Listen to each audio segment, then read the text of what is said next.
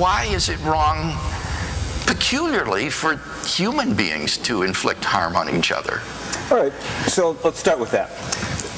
Suppose that my 3-year-old nephew walks into your house, takes some book off your shelf, and tears the pages out. He hasn't done anything wrong, or 3-year-old's probably old enough he has done something wrong. Make him 1.5 years, he hasn't done anything wrong. If I go into your house, tear some pages out of your book, I've done something wrong. What's the difference? Well, I'm capable of appreciating reasons for respecting your property that my 1.5-year-old, this is hypothetical 1.5-year-old nephew, doesn't have the capacity, right? There are differences between people that allow me and you to think about our behaviors, to evaluate our behaviors, to see whether or not there are legitimate reasons for behaving as we do. Creatures that don't have that capacity don't have that capacity. It's precisely because they lack that capacity that makes no sense that the notion of right and wrong behavior gets no purchase. Lions can't reflect upon their behavior, so when they do it, it's of social behavior, which they call acting morally. We might wonder, what makes it wrong? And the answer is, well, it's wrong because, for example, rape is wrong because it harms the victim. Is it just a matter of opinion? Now that's tricky. Of course, we're going to be arguing about whether or not God's necessary for morality, what shape morality has, and so forth and so on. And all of that, in some sense, is just a matter of opinion. But I take it the deeper question is there a fact of the matter as to who's right? Not just as there's a fact of the matter as to whether or not there is a God and what that God is like. I take it there's a fact of the matter with regard to whether or not it's wrong to harm people, whether it's wrong to rape, for example. I think it's wrong to rape. I take this to not just be a matter of opinion. It's not as though if I thought otherwise rape would be okay, or if everybody thought otherwise rape would be okay. Rape is wrong, full stop. So at least if you're worried about whether there could be genuine morality, where there are facts of the matter, then on an atheist account, I'm inclined to think, well, of course there can. We might wonder, what makes it wrong? And the answer is, well, it's wrong because, for example, rape is wrong because it harms the victim.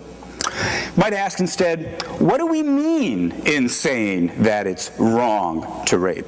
Now, this is a controversial matter, and not all moral philosophers agree about the ingredients that we need to build into the basic definition of right and wrong. But roughly, I take it that as at least a first pass, the thought is something like to believe in morality as a genuine, objective state of affairs is to believe that there are reasons to act morally, to help others and to avoid harming them, and that these reasons don't depend on the particular desires or goals you happen to have. It's not as though if you happen to care about truth, justice, and the American way, then you've got a reason to act morally. No, everybody has these reasons. These reasons are overriding, to use philosophers' jargon, they're categorical reasons.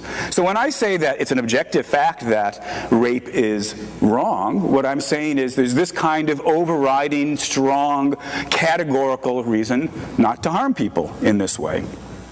And that's not up to me to make it so, it's just so. Now, we might ask, is there a deeper account that can be offered about where these reasons come from, or what makes them so, or the basic rules of morality, what their ultimate foundation or basis is?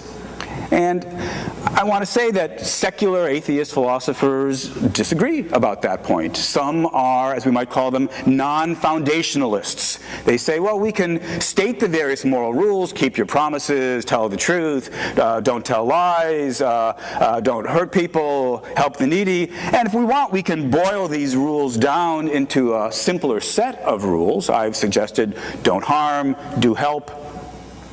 But there may be nothing at all deeper to be said about what makes those rules what makes those rules the valid rules. It's just an objective fact about reality that there are these categorical reasons. There are reasons to behave in certain ways versus other.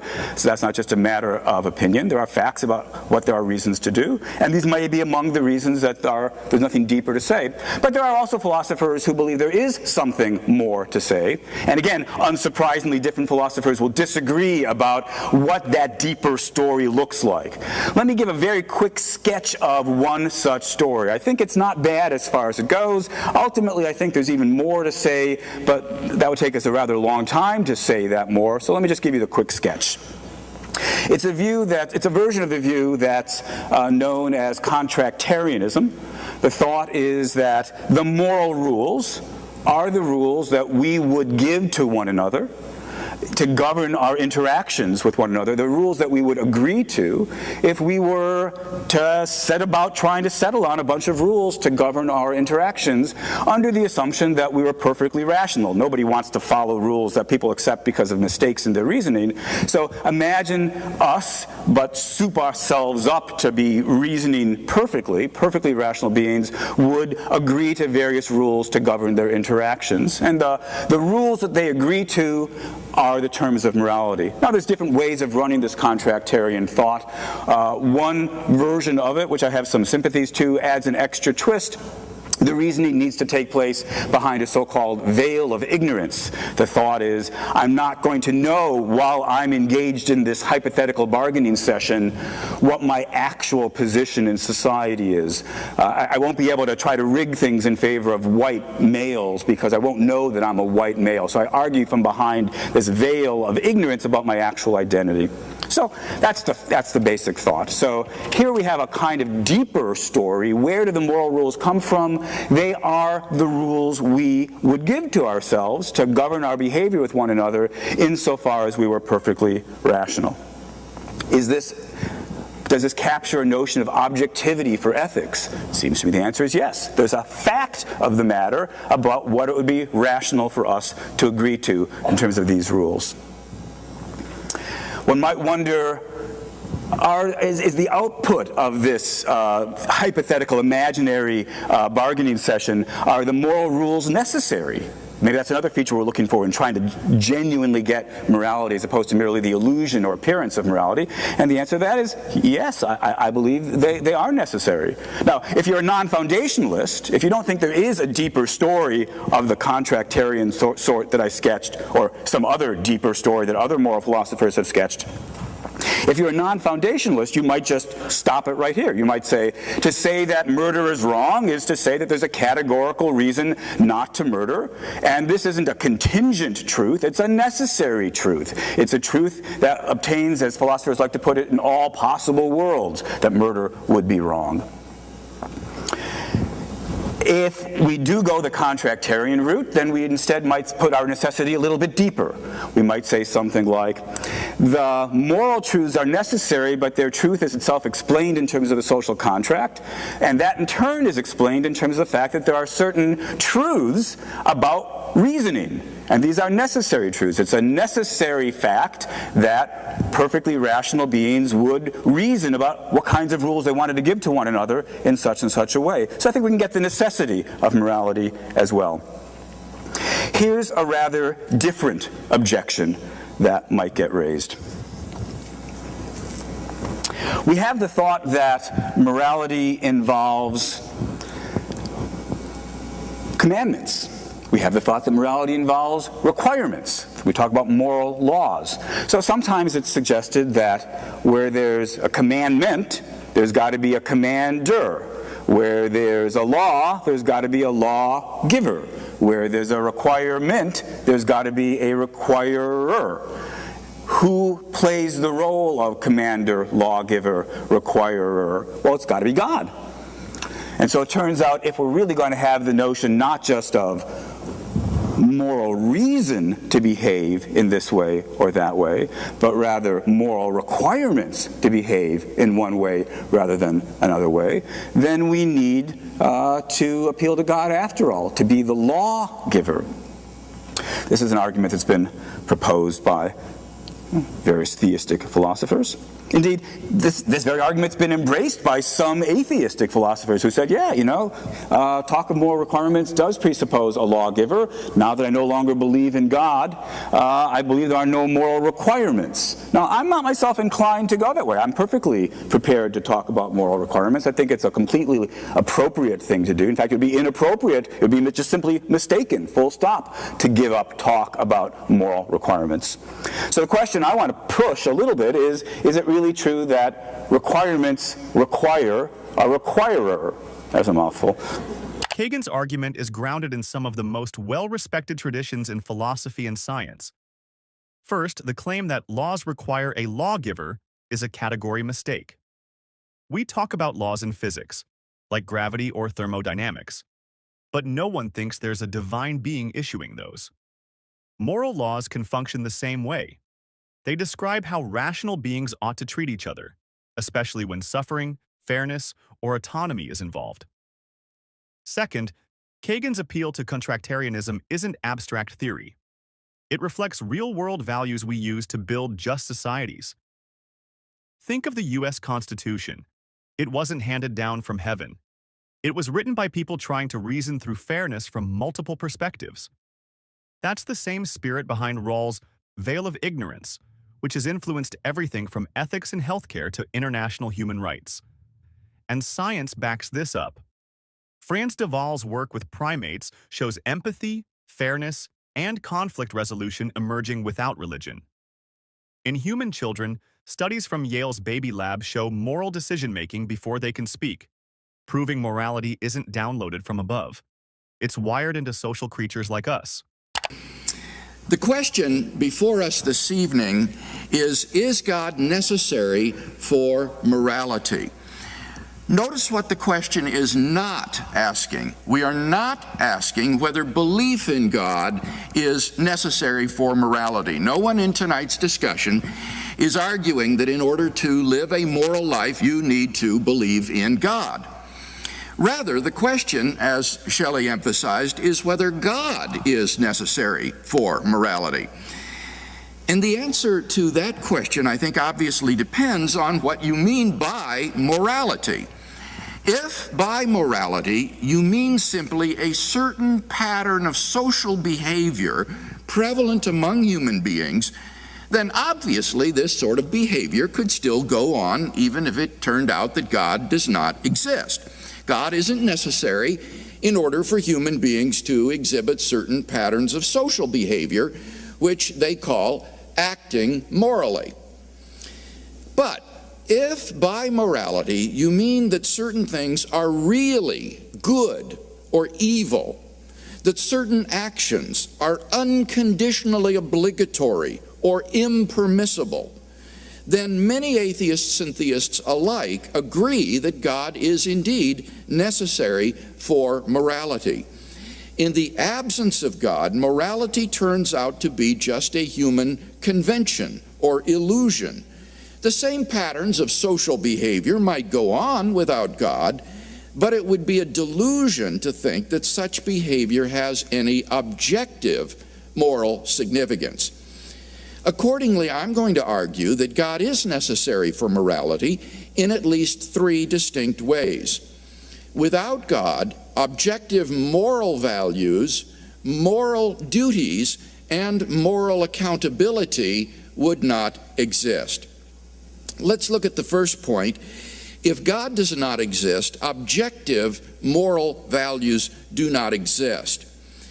Now, when we talk about moral values, we're talking about whether something is good or evil.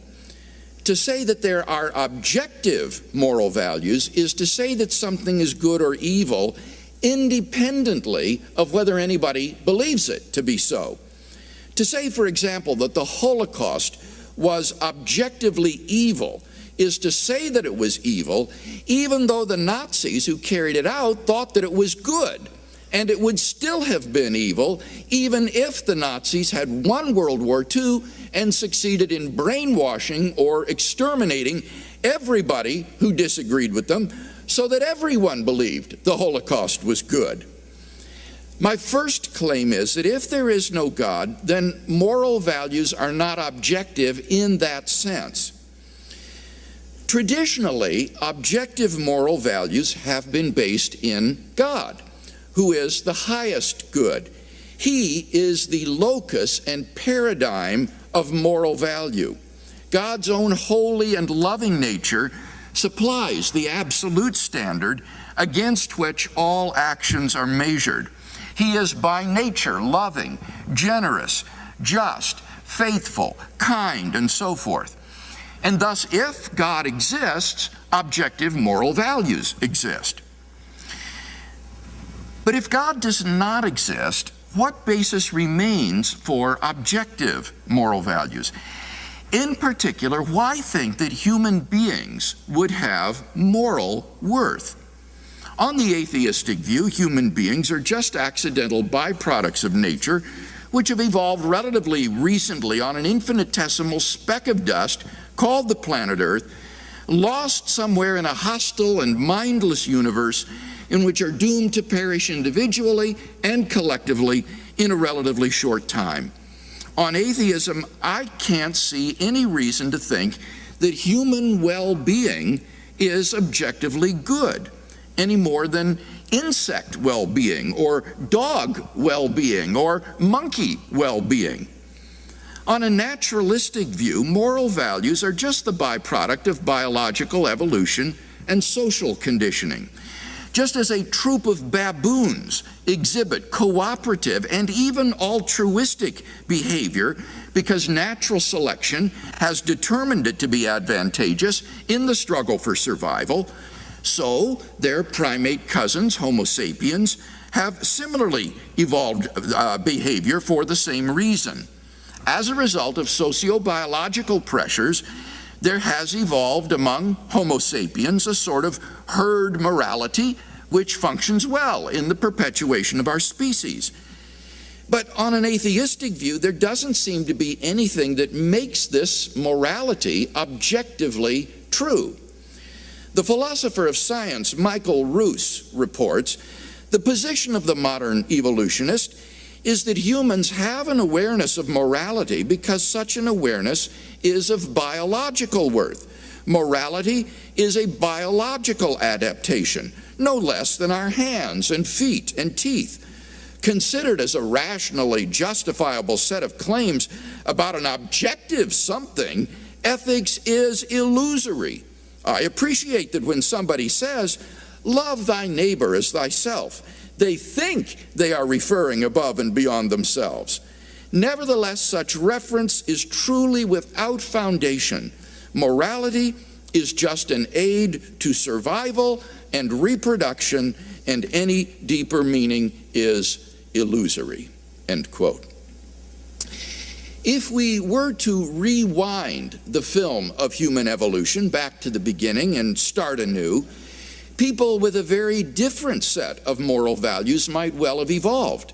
As Darwin himself wrote in The Descent of Man, if men were raised under precisely the same conditions as hive bees, there can hardly be a doubt that our unmarried females would, like the worker bees, think it a sacred duty to kill their brothers, and mothers would strive to kill their fertile daughters, and no one would think of interfering.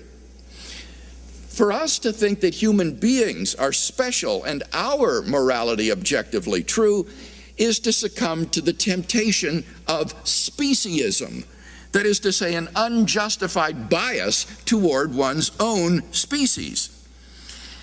The objective worthlessness of human beings on a naturalistic worldview is underscored by two implications of that worldview: materialism and determinism. Naturalists are typically materialists or physicalists who regard man as a purely animal organism. But if there is no mind distinct from the brain, then everything we think and do is determined by the input of our five senses and our genetic makeup. There is no personal agent who freely decides to do something. But without freedom, none of our choices is morally significant. They're like the jerks of a puppet's limbs, controlled by the strings of sensory input and physical constitution. And what moral value does a puppet or its movements have? Richard Dawkins' assessment of human worth may be depressing, But why, on atheism, is he mistaken when he says there is at bottom no design, no purpose, no evil, no good, nothing but pointless indifference? We are machines for propagating DNA. It is every living object's sole reason for being. If there is no God, then any basis for regarding the herd morality evolved by Homo sapiens as objectively true seems to have been removed. Take God out of the picture, and all you seem to be left with is an ape-like creature on a tiny speck of dust beset with delusions of moral grandeur. Craig argues that if there's no God, then moral values can't be objective. But that's simply false, and most contemporary philosophers know it. According to a massive 2020 Phil Papers survey of professional philosophers, over 70% believe in moral realism, that objective moral truths exist, while only a minority tie those truths to religion. Craig says evolution makes morality an illusion. But evolution explains how we became aware of morality, not that morality isn't real. Think about pain. It evolved to help us survive, but that doesn't make suffering an illusion. Same with morality. It's an evolved feature that lets us cooperate, prevent harm, and protect the vulnerable. And as for humans being just apes on a rock, that's emotional bait. The truth is, we're rational beings capable of empathy, reflection, and responsibility. Morality arises from our ability to weigh consequences, respect others, and seek fairness. That doesn't require a divine being. It requires thinking beings who care how their actions affect others. Why is it wrong, peculiarly, for human beings to inflict harm on each other? All right, so let's start with that. Suppose that my 3-year-old nephew walks into your house, takes some book off your shelf, and tears the pages out. He hasn't done anything wrong, or 3-year-old's probably old enough he has done something wrong. Make him a year and a half, he hasn't done anything wrong. If I go into your house, tear some pages out of your book, I've done something wrong. What's the difference? Well, I'm capable of appreciating reasons for respecting your property that my 1.5-year-old, this is hypothetical 1.5-year-old nephew, doesn't have the capacity, right? There are differences between people that allow me and you to think about our behaviors, to evaluate our behaviors, to see whether or not there are legitimate reasons for behaving as we do. Creatures that don't have that capacity don't have that capacity. It's precisely because they lack that capacity that makes no sense that the notion of right and wrong behavior gets no purchase. Lions can't reflect upon their behavior, so when they do it, it's not wrong. If you or I were to engage in that behavior, we can reflect upon that. We can recognize the reasons for not behaving that way. So I think the distinction is a fairly straightforward one, not a deep mystery or a hard challenge for the naturalist to respond to. Okay, I think that's a good answer for why we wouldn't regard animals as moral agents who would be culpable for their acts.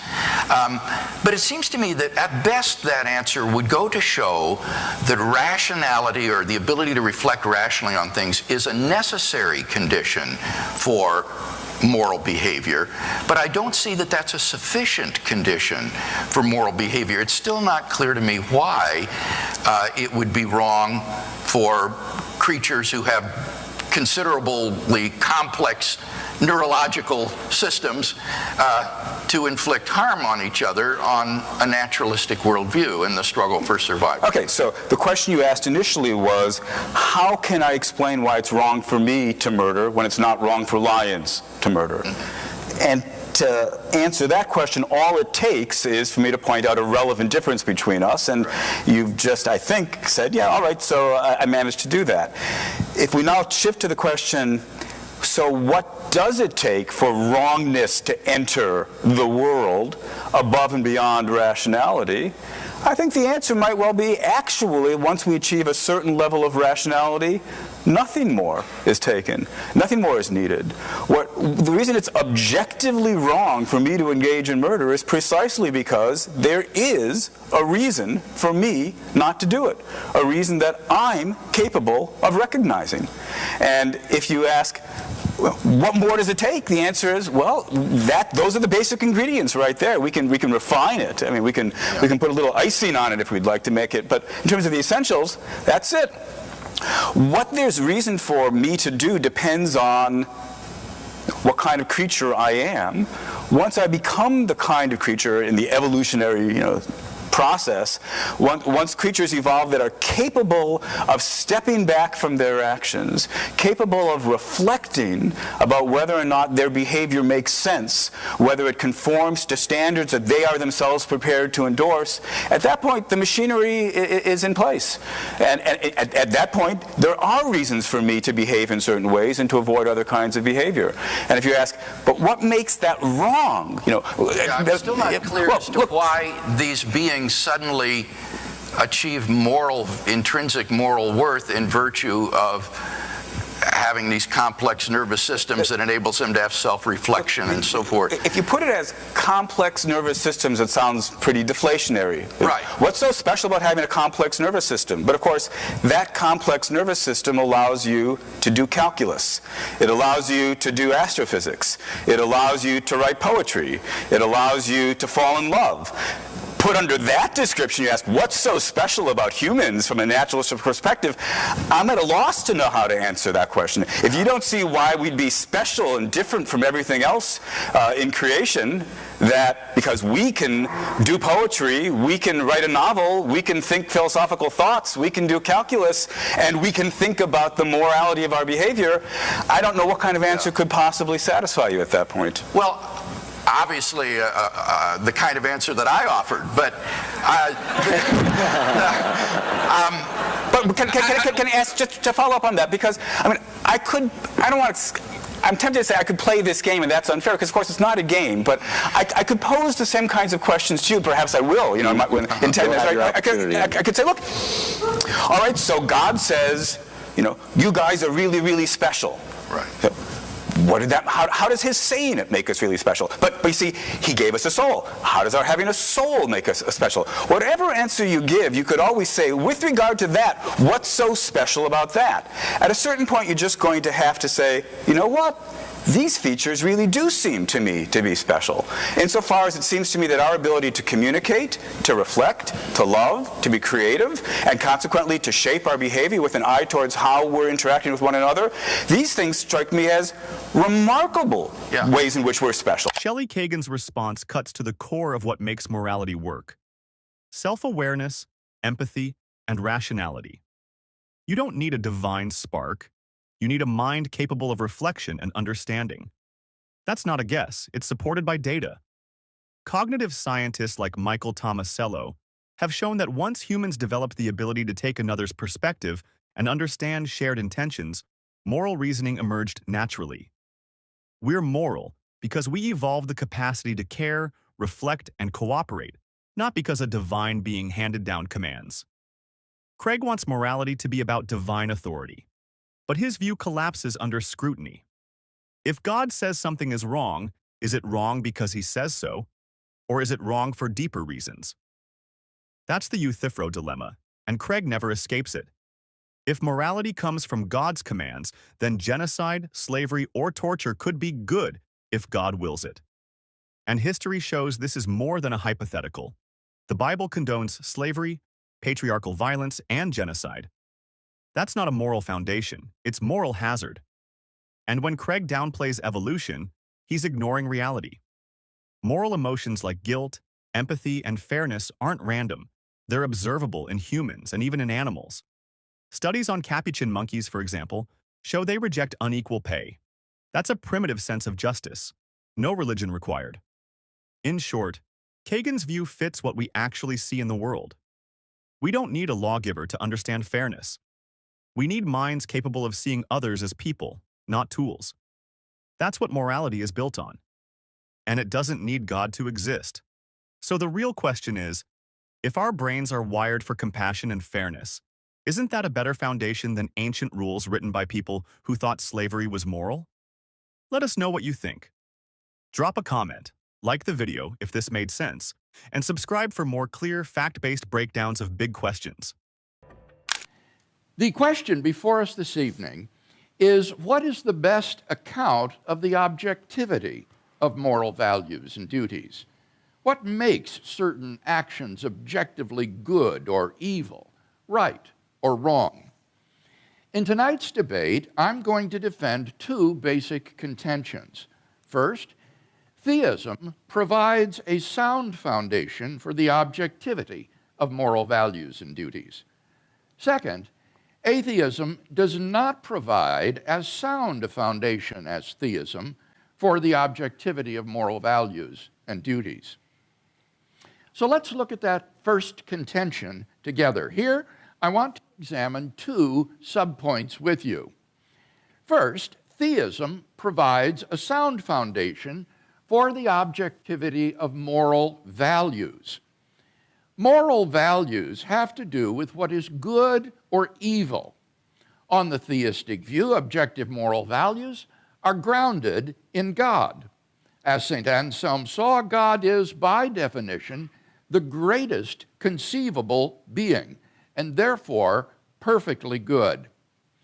He is not merely perfectly good, he is the paradigm of moral value.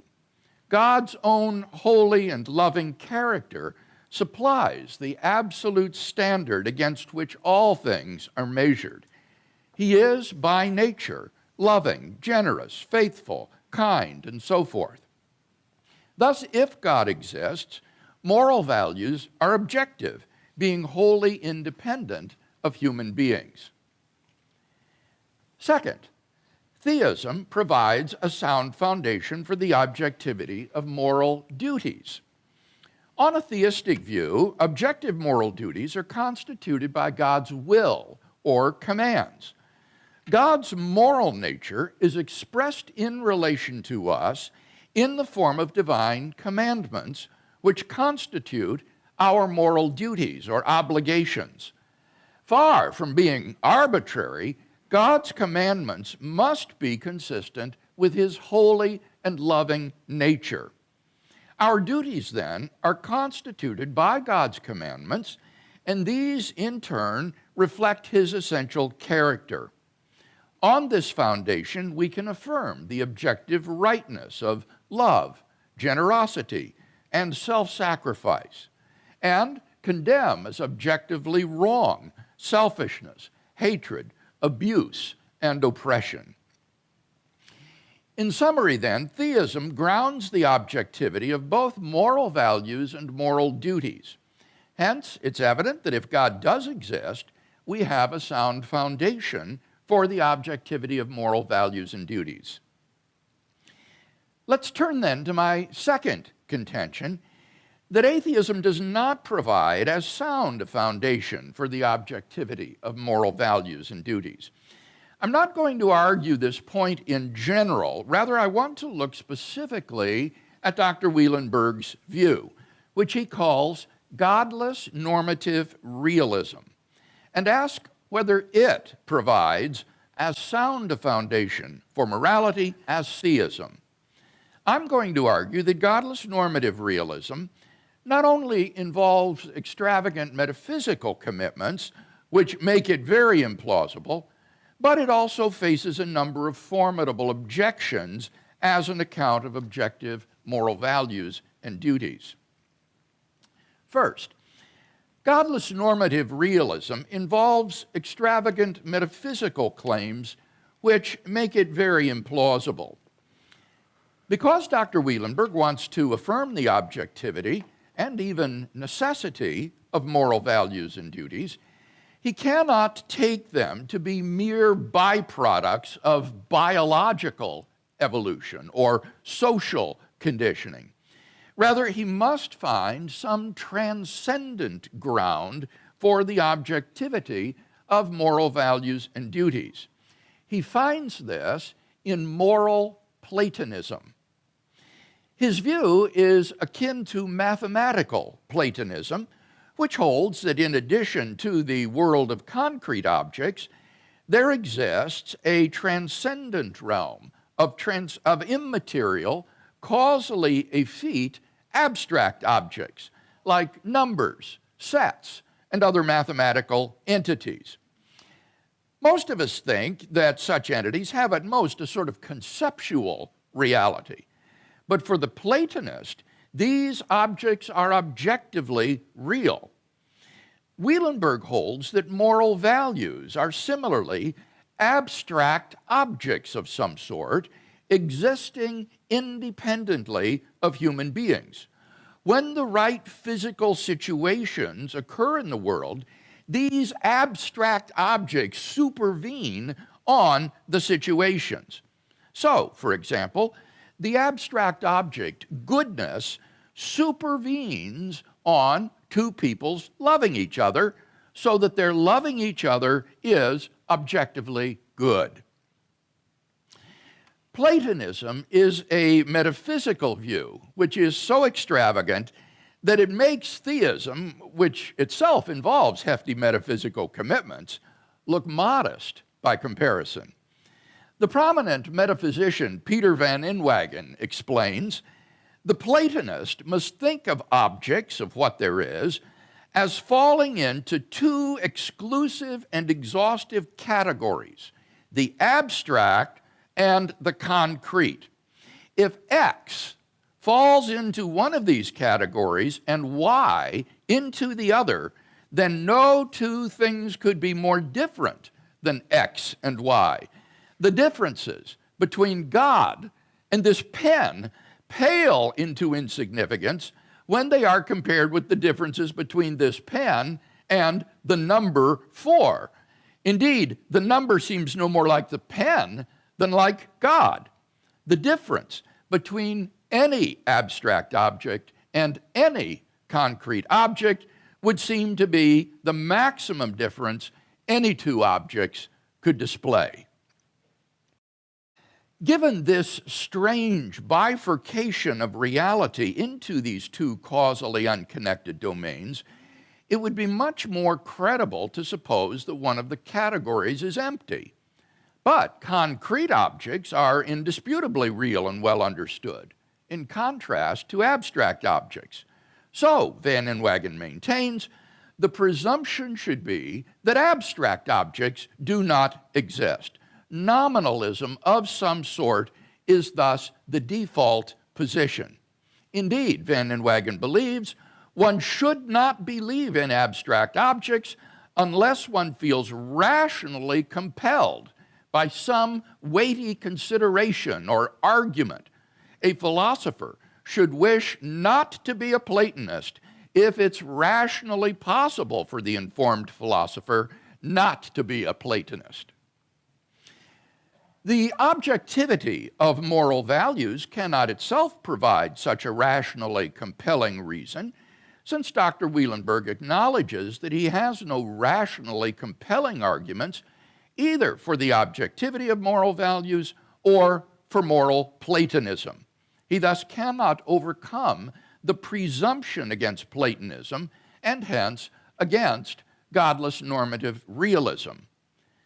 The theist, by contrast, faces no such obstacle because he grounds moral values in a concrete object, namely God, and so is not committed to a realm of abstract. Craig claims that God provides the only solid foundation for objective moral values and duties. But this idea collapses under scrutiny. First, grounding morality in God's character creates what's known as the Euthyphro dilemma. Is something good because God commands it, or does God command it because it's good? If morality depends on God's will, then it's arbitrary. God could declare cruelty or genocide good, and we'd be forced to accept it. If God commands things because they're already good, then morality exists independently of God, which defeats Craig's entire point. Second, Craig criticizes Wielenberg's view for being metaphysically extravagant, but belief in a timeless, immaterial, all-powerful being who created the universe is hardly modest. In fact, philosophers like Graham Oppy and J. L. Mackie argue that postulating moral facts is actually less speculative than inventing an invisible deity to explain them. And third, we don't need a God to explain why abuse or oppression is wrong. Evolutionary biology, cognitive science, and social cooperation offer strong, natural explanations for why humans develop shared moral norms. Studies from Franz de Waal and Michael Tomasello show empathy, fairness, and even altruism in non-human primates. Morality doesn't need religion to exist. It needs minds capable of valuing others. Let's now consider the challenges for Craig's view. In my last speech, I pointed out that to believe Craig's view, you'd have to believe that the fact that you could stop 1 million Holocausts simply by lifting a finger is not sufficient by itself to make it morally wrong for you to take a nap instead. You'd also have to believe that without God, there's nothing evil in 1 million Holocausts. You may have noticed that Craig didn't dispute these implications of his view. Indeed, he didn't mention them at all. His only reply here is that, quote, "The ultimate source of our moral obligations is far beyond our experience," end quote. So I say that the fact that you could stop 1 million Holocausts simply by lifting a finger is sufficient by itself to make it morally wrong for you to take a nap instead. Craig says that it might seem that way, but really it takes an order from God to render that nap immoral.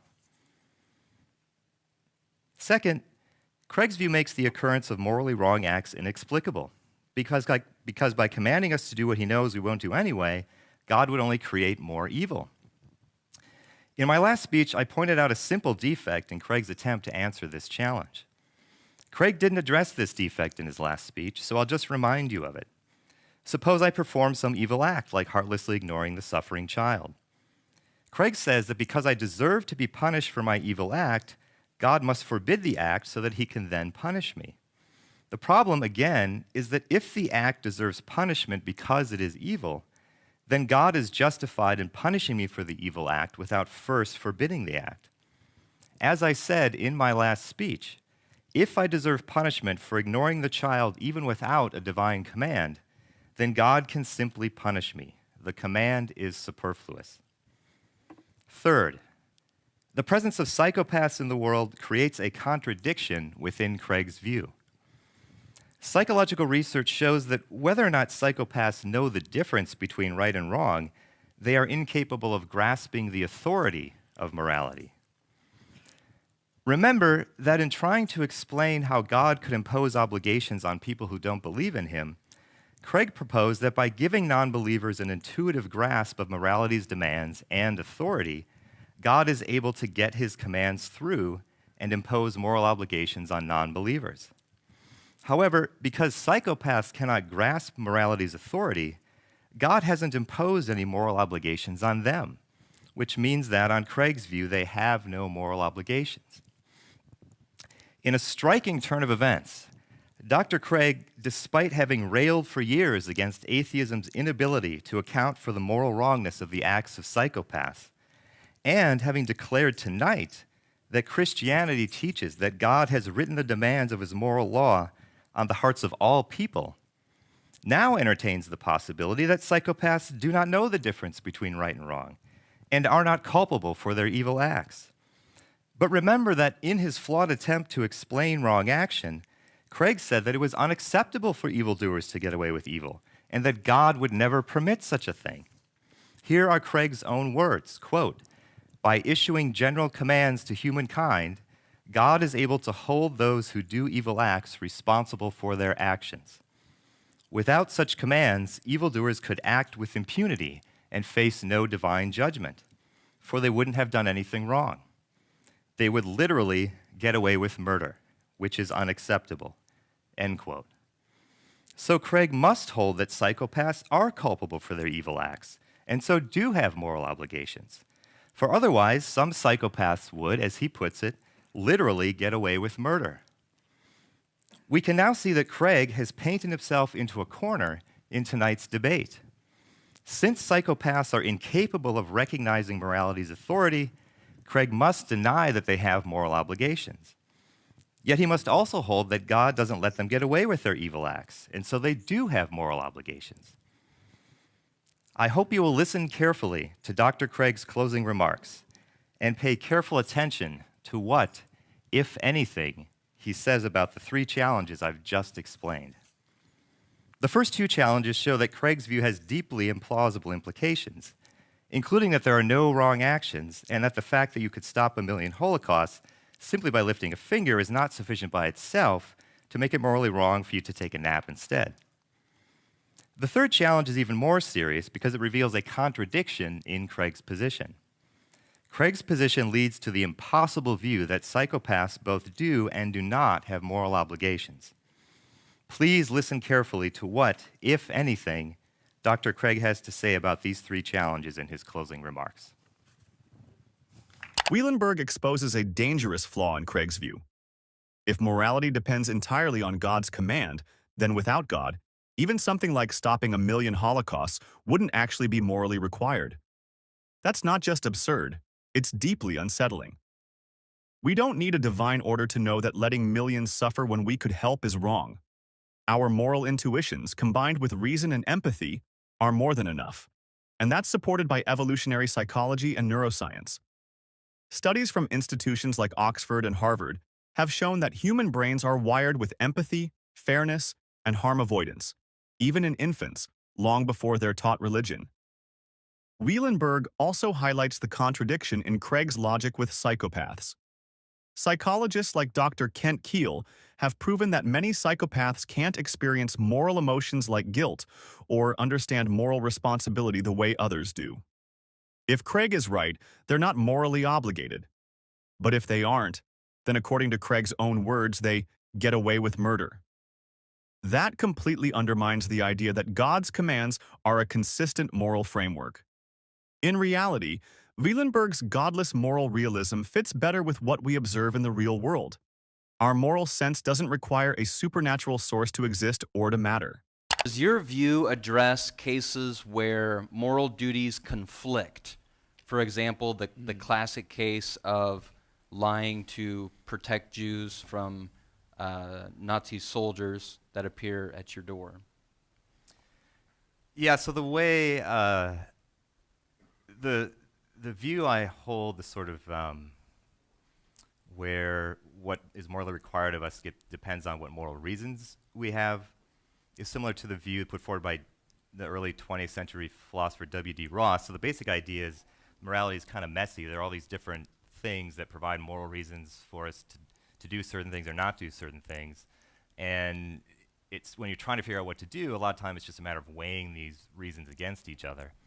And so I would think in that case, I mean, that's just a particularly difficult case in the sense that you've got sort of weighty moral reasons on both sides, and it may be very difficult to know what the right thing to do is. So there are a lot of easy cases, like if you've promised to meet someone for lunch, and here's a classic example from philosophy land, filled with drowning babies. So you've promised to meet someone for lunch, you're passing through philosophy land, here's a drowning baby. If you save the baby, you'll break the promise. There it seems clear that the reason to the importance of saving the baby outweighs the promise. But there are other cases that are harder. I think if the question is about conflicting duties, I would think of those cases as cases where you just have weighty reasons on both sides, and it's hard to tell what your duty is, but there wouldn't literally be conflicting duties. There would be one actual obligation. It can just be very hard to know what it is when you've got weighty reasons sort of pulling in conflicting directions.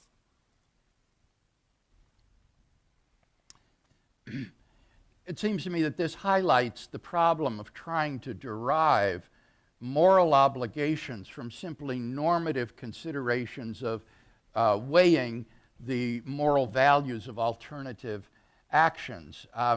Indeed, it makes me wonder what the situation with psychopaths would be on this sort of view, since they wouldn't be capable, in many cases I should think, of weighing the moral norms required to have an obligation. Certainly mentally retarded people and infants and people in comatose conditions would not be able to derive moral obligations in that way. Whereas I would say on my view, I was talking about normal moral agents, not mentally ill people, comatose people, little infants, mentally retarded. That's what I meant when I was referring to being written on the hearts of all people, was normal moral agents. Okay, Dr. Craig, the next question is for you. The questioner asks, why should we obey God's commands? Where does that should come from? How is that should grounded in God? Right. This relates to the question that came up a little bit in the debate about whether or not your moral theory has some sort of explanatory ultimate which cannot be further explained. And it seems to me the divine command theorist could say simply that this is my theory, that divine commands constitute our moral obligations, and therefore the question arises, doesn't even arise, well, why should I obey God's commands? Because that just is the theory that you're giving, and this is an explanatory ultimate that doesn't have a further explanation. Seems to me that would be perfectly legitimate move. But he could say something else. He could say that we are to obey God's commands because God has commanded us to. And that would not be viciously circular. For example, all of the things mentioned in the debate tonight is itself mentioned in the debate tonight. So there are things that are included in themselves. And if God issues a command, you shall obey all of my commands, that command itself would be comprised in that command. And so in this case, you're not left with some sort of brute explanatory ultimate. Rather, you would have an explanation for why you should obey God's commands, because God has commanded you to obey all his commands, including that one. So it seems to me that that would be a perfectly acceptable answer to the question that was raised by the questioner. Okay, so I think this question is helpful. It brings out another sort of important parallel between, I think, mine and Craig's view, and actually, as far as I can tell, anybody who wants to believe in objective moral truths or facts, which is, at some point, you're going to need a moral axiom, where you have some basic moral claim or principle which has no further explanation outside of itself. And so I think sometimes in debates between theists and atheists about morality, it's presented this way: well, on the theist view, God is the foundation, then on the atheist view, they sort of have no foundation. That's very misleading. I think both views require moral axioms. The only difference is which moral axioms. On the particular question of why obey God's commands, I would just point out that the sort of most prominent defenders of divine command theory, for example, Robert Adams, they realized that this is a very pressing question. Robert Adams spends a lot of time trying to provide reasons to obey God's commands, and in doing so, he inevitably, predictably appeals to unexplained, brute moral axioms. So I think you can't get away from it. Wielenberg is absolutely right. Every moral system has to start somewhere. But the moment Craig says, obey God because God said so, he's admitting that his foundation is just as unexplained. Worse, it's circular. He defines morality by God's will, then defines God's will as moral. That's not moral reasoning, that's obedience. Now compare that to Wielenberg's view. He says some moral truths, like suffering without justification is wrong, are self-evident, not because we feel them, but because they're rationally compelling. This idea has deep roots in moral philosophy. Thinkers like G.E. Moore and Christine Korsgaard argue that some values don't need grounding in a deity. They're built into the structure of reason itself. And science backs this up. Research from developmental psychologists like Paul Bloom shows that even babies, as young as 6 months, can recognize helpful versus harmful behavior. They prefer kind puppets over mean ones, long before they can be taught religion. That's hard evidence that moral understanding can emerge naturally. So when Wielenberg says we don't need God to explain moral truth, he's not dodging the question. He's offering a view that actually fits what we see in the real world, where morality isn't handed down from above, but built from empathy, logic, and human connection. So here's what we want to know. Do you think morality should come from authority or from reason and empathy? Drop your thoughts in the comments, hit like if this made you think, and don't forget to subscribe for more philosophy, facts, and debates that actually matter. The standards that I'm appealing to are, in a way, very intuitive. We have currently a major scientific project to look for life on other planets. Now, truth of it is, if we were to get information that on, let's say, the moon Europa, We found hieroglyphics, some interesting architectural structures, some apparent roving vehicles. This would settle the argument. Right away, we would conclude, as long as we didn't put them there, that there must be some other forms of life that have done that. If someone came along and said molecules of sand assemble themselves into all this would be an explanation, but a stupid one compared to the inference to intelligent design. So, in fact, the scientists say that even if we get radio signals in Morse code, they would be adequate to demonstrate the existence of intelligent life elsewhere. So my point is, let's apply the reasonable standard. If we see a fine-tuned universe, what's more likely? Someone fine-tuned it, or it fine-tuned itself? Could the universe have created itself out of nothing? Is there some alternative explanation for the data at hand? No. So I'm simply saying, let's go with the best explanation. By the way, my argument isn't eternal. If 20 years from now you had a scientific argument that was better, that said, hey, we figured it all out, I would go with that.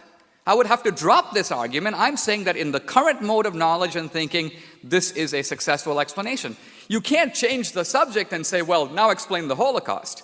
That requires a different set of rebuttals. I would say the Holocaust is the product of free will. God didn't do the Holocaust, Hitler did. The Nazis did. To try to deflect blame to God for human action voluntarily undertaken is to minimize the human capacity for evil.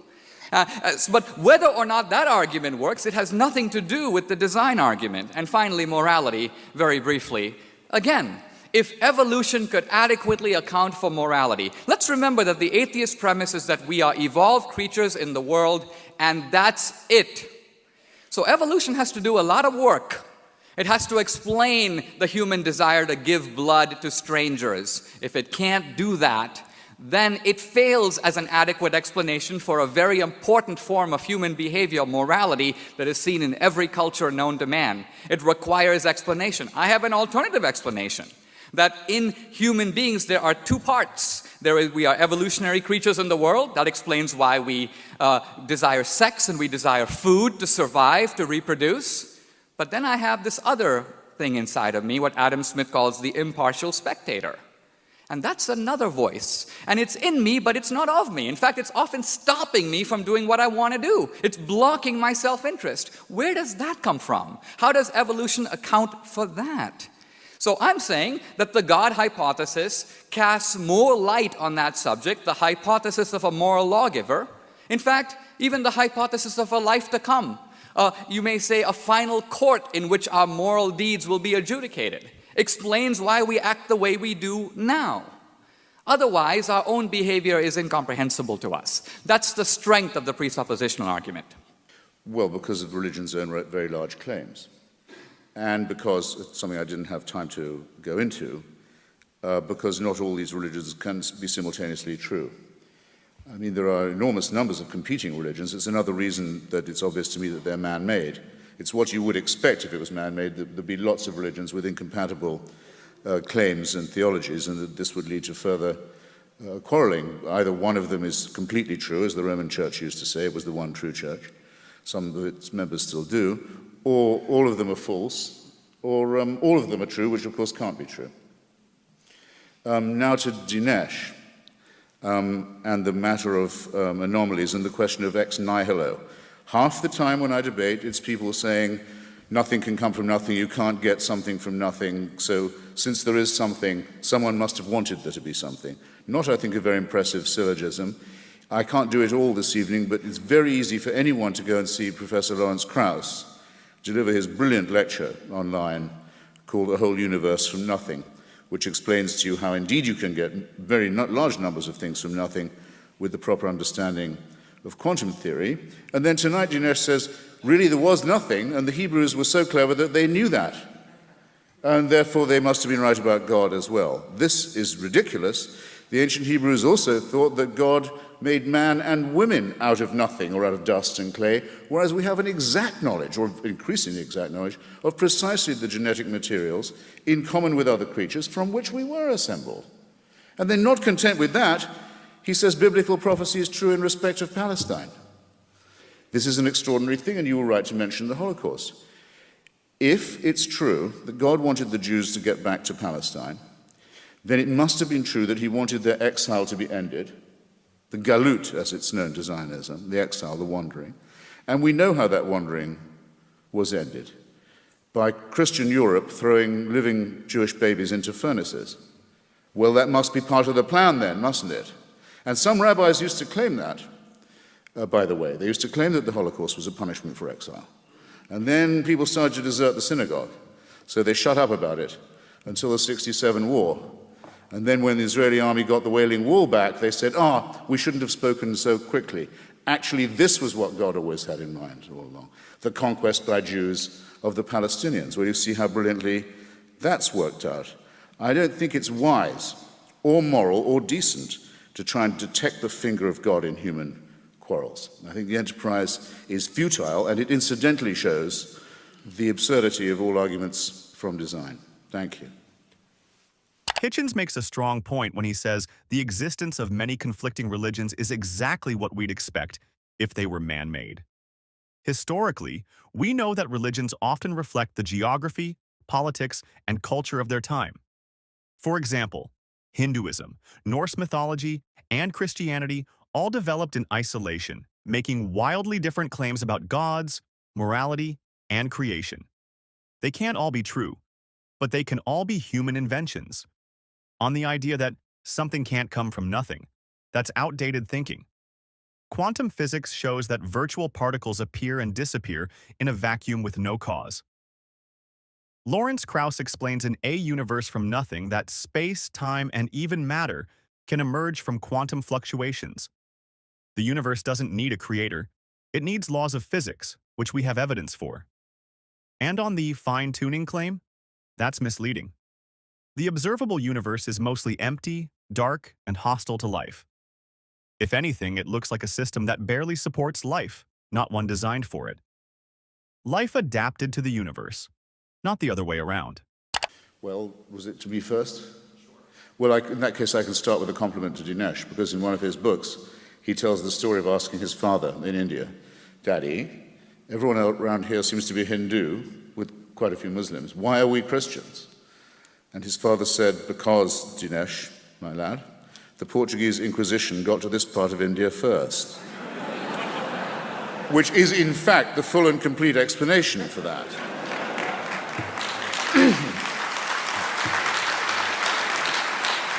Actually, so you can tell Dinesh was very well brought up in this respect, and he's made the most of it.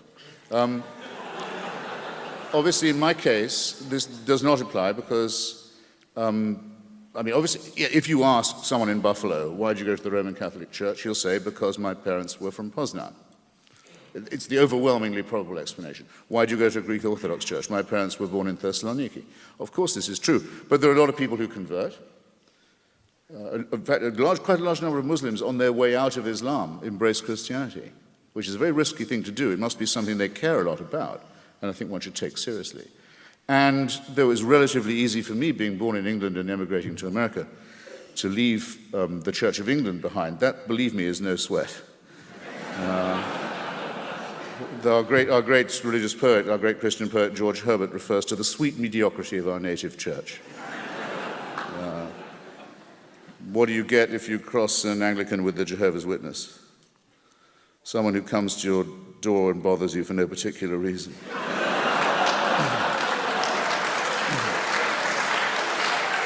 So, enough from me. well, I think we have an environmental explanation for Christopher's skepticism. He was raised in a religion that was based on the family values of Henry VIII. Enough said. Now, with regard to the Indian explanation, his explanation is true but incomplete. And here's the point. My grandfather did say that to me, and I began to read Indian history. And I realized that a handful of Portuguese missionaries, inquisitorial or not, would have a pretty hard time converting hundreds of thousands of people.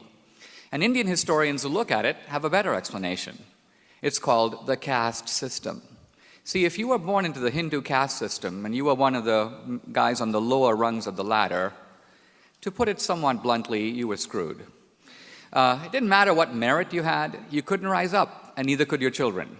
So along come these greedy missionaries, and maybe they had swords, But the truth of it is a lot of Indians were very eager to get out of the caste system. They didn't need the swords. They rushed into the arms of the missionaries because they promised something that the Hindus couldn't, universal brotherhood. It wasn't always practiced, but even the idea of it, the principle of it, was hugely appealing. And that's why there were mass conversions not only to Christianity, but also to Islam, which makes a similar promise. So this is the historical landscape. A final point about this is that we're committing here what could be called a genetic fallacy. We do it with religion. We always can see the fallacy if we apply it to any other area. For example, it is very probable that there are more people who believe in Darwin's theory of evolution who come from Oxford, England, than who come from Oxford, Mississippi. It's probably equally true that there are more people who believe in Einstein's theory of relativity who come from New York than who come from New Guinea. What does this say about whether Einstein's theory is correct or no? Nothing. The origins of your ideas have no bearing on whether they're true or not. So wherever Christopher and I got our ideologies or our religious convictions, you should weigh our arguments on the merits. Thank you. Thank you both.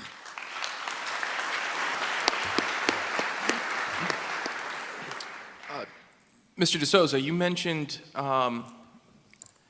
that you would only speak basically in secular terms, in terms of defending your faith without appealing to revelation or anything of that sort. Do you feel that there is an advantage for the world population at large for religious people to be required to defend their faith in such a venue, or do you feel that we would be better off if you had the luxury of only defending your faith within congregations of the faithful and without counterpart skeptics to demand that sort of intellectual line? I've argued that I think that Christians need to learn to be bilingual. And by that I mean to speak perhaps two languages, a Christian language at home or in church, and a more secular language in the public square. Not because we want to wear two faces, but because we want to make our arguments accessible to people who may not share our assumptions. And so a lot of times, if someone says, you know, what do you think about gay marriage? The Christian opens to the book of Leviticus, not recognizing that the person he's talking to does not recognize the authority of Leviticus to decide the matter. So it becomes a futile enterprise, two ships in the night. The only way to have debate is to meet on some common ground. And in that sense, I think in a democratic society, the common ground of reason is a perfectly appropriate language for democratic discourse. So what we're doing here is a secular intellectual enterprise. If I was speaking, as I sometimes do, in a megachurch or at a Catholic event, I might speak in a little different language, but that's because I'm speaking to an audience with different assumptions. Hitchens is right to point out that most people follow the religion of their parents. It's geography and culture, not truth, that shapes belief. If you're born in Pakistan, you'll probably be Muslim. If you're born in Italy, Catholic. That alone should make us pause before declaring any one religion right. Now, D'Souza brings up caste as a reason for mass conversions in India. But this doesn't prove Christianity is true. It shows how social inequality can make oppressed people more open to any system that promises dignity. The same pattern happened with Islam and even communism. People seek escape, not necessarily truth. And calling that a genetic fallacy misses the point. Of course, ideas should be judged on merit. But when most people inherit religion instead of choosing it freely, that matters. Unlike science, which demands evidence and can be tested, religion often discourages doubt. Hitchens' argument isn't about where ideas come from. It's about how they spread. And on that, the evidence is clear. Belief is mostly born, not earned. It is true that one can always, by re-rigging the assumptions, create new probabilities. So for example, there are many physicists who have computed that if you look at all the particles of matter in the entire universe, the chance of them randomly assembling to produce a cell is essentially zero. However, you can increase that probability by adding universes. And there are many cosmologists who say, well, what if there are 1,000 universes or an infinity of universes? Then, in the infinity of time, and that's a problematic statement in itself, but with an infinity of universes, an infinity of transactions, even improbable events do occur. The problem with that is you can call it not only a scandalous violation of Occam's razor, it's essentially syllogistic promiscuity. Because what is the evidence that there is even one other universe other than our own? Empirically, none. You're essentially making up universes to account for the anomalies of the universe we have. So, which is more likely? It's almost as if the atheist, to try to abolish one invisible God, has to fabricate an infinity of invisible universes. I mean, I'd like to believe that, but frankly, I don't have that much faith. The person violating the principle of William of Ockham here, I think, though, Dinesh, is you. I mean, everyone remembers what Laplace said to Napoleon when he produced his, he was the greatest scientist of his day, his orrery, the solar system as viewed from the outside, never been done before in model form. And the emperor said, well, there doesn't seem to be any God in this apparatus. And Laplace said, well, Your Majesty, it happens to operate perfectly well without that assumption. So it does.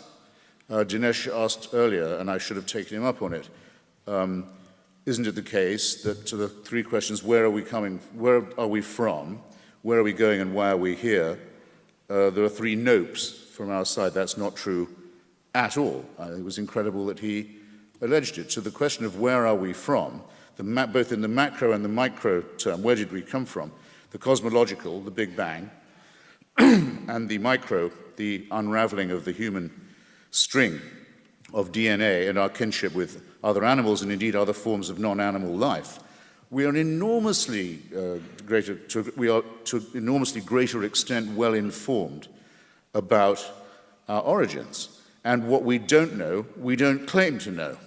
Very important. My admitting that I don't know exactly how it began is not at all the same as Dinesh's admission that he doesn't know either, because he feels he has to know. Because if it's not a matter of faith and it's not a matter of God, he can't say he believes in it a little bit. It must be a real belief to be genuine, and it must have some explanatory value. And he doesn't hold it very strongly, and it doesn't explain anything for which we have better explanations. Likewise about where we are going. We have a very good idea now of the time and place, if you like, the time anyway, when our universe and our sun and indeed the cosmos will come to an end. Dinesh might say, well, then if you look at the Bible, it proves right all those who said the end of the world is at hand. There's biblical authority. In fact, it just proves we were right all along. Yes, except that they said that by repenting, you could prevent this outcome, which you cannot, ladies and gentlemen. Okay?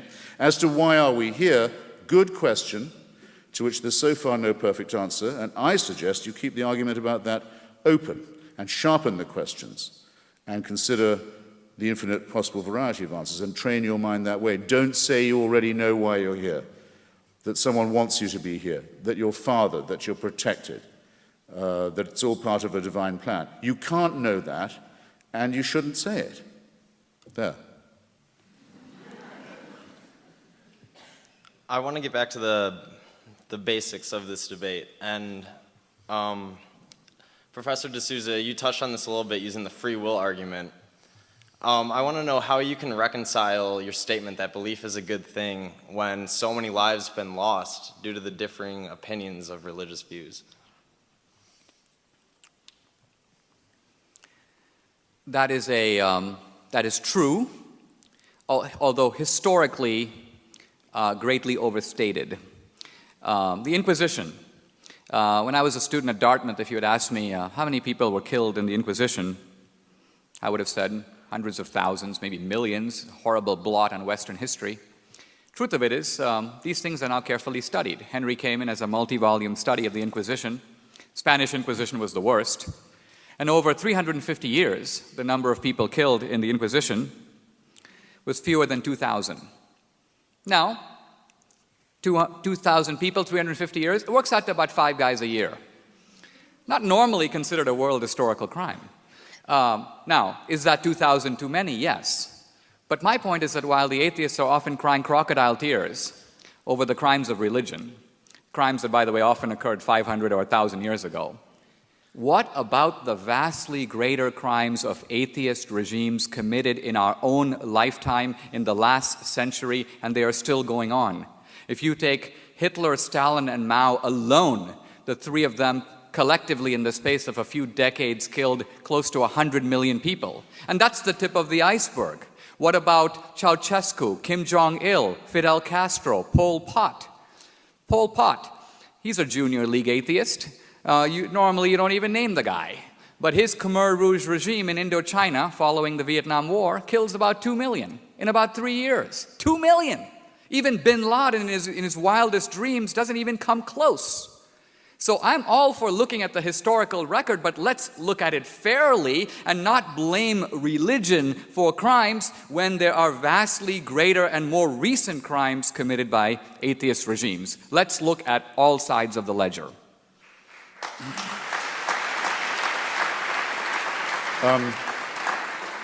There's a factual and a theoretical comment to be made on that. First, I think you're flat out wrong on the Inquisition. Not that the numbers game is crucial, but the Inquisition in the Americas caused Father Bartolomeo de las Casas to convene a great meeting at the University of Salamanca to consider whether the Christian world should ever have gone as conquistadors, because the genocidal price paid by the people of old Colombia, pre-Colombia, was so high.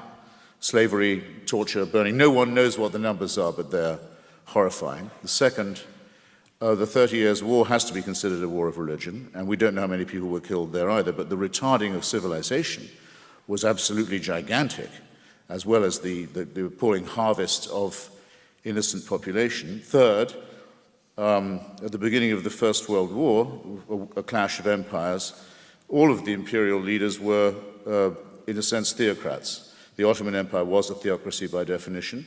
Kaiser Wilhelm II was the head of the Protestant Church in Germany. The Tsar of Russia was the head of the Russian Orthodox Church in Russia. The King Emperor of Britain, George V, was the head of the Church of England, as you say, rightly founded on the family values of Henry VIII. Civilization has not recovered from the retarding process of that war either. In fact, we never will get over what happened in that war. And those are wars of religion. Just to stay with the point of fact and on the secular, the allegation that the other killers are secular. Of the first one you mentioned, Adolf Hitler, it has to be said that I can almost give you the page reference of Mein Kampf, where he says that his desire to slaughter the Jews is because his fealty to the work of the Lord. He regards it as a holy cause. That's in Mein Kampf. Maybe he doesn't have the authority to say that, but you can't call him secular. On the belt buckle of every Nazi soldier, it read, Gott mit uns, every single one of them, God on our side. Just as the Confederacy had Deo Vindice as its official motto in the Civil War for slavery. It's been calculated by the Catholic historian Paul Johnson that up to 1/3 of the SS were confessing Catholics.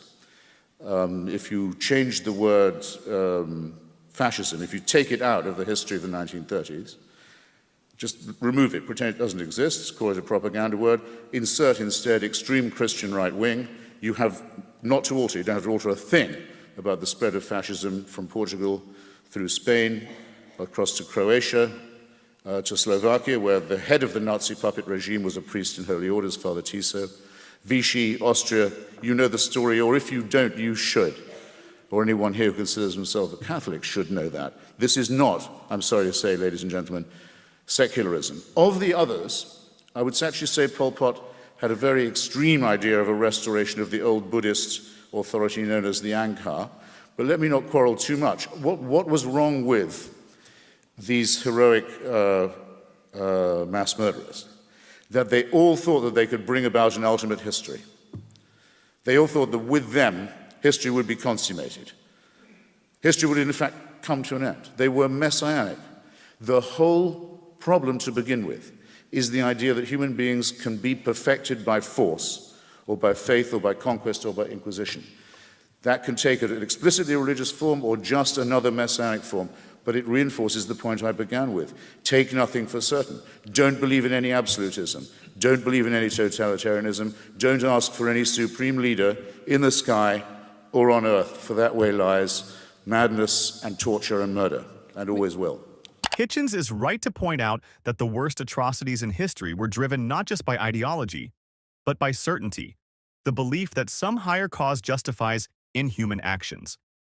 Religion has a long track record of this. The 30 Years' War alone killed over 8 million people in the name of competing Christian doctrines. The Crusades, colonial missionary violence, and forced conversions during the Spanish and Portuguese Inquisitions wiped out entire cultures. The numbers are often minimized by apologists, but that's not honesty, it's revisionism. De Souza falsely equates secular authoritarianism with atheism. Stalin's regime didn't kill in the name of atheism. It killed to maintain power, just like the Christian monarchies that did the same with divine right. And Hitler wasn't an atheist. His writings and speeches often invoked God, providence, and divine mission. The Nazi Party signed a concordat with the Vatican in 1933 and was supported by many Catholic leaders. Their motto, Gott mit uns, God with us, was stamped on every soldier's belt buckle. And about science, yes, the multiverse is a theory. But unlike God, it's derived from real physics. Quantum field theory, cosmic inflation, and string theory all predict the possibility of multiple universes. No faith needed, just math, observation, and peer review. Hitchens' warning is simple.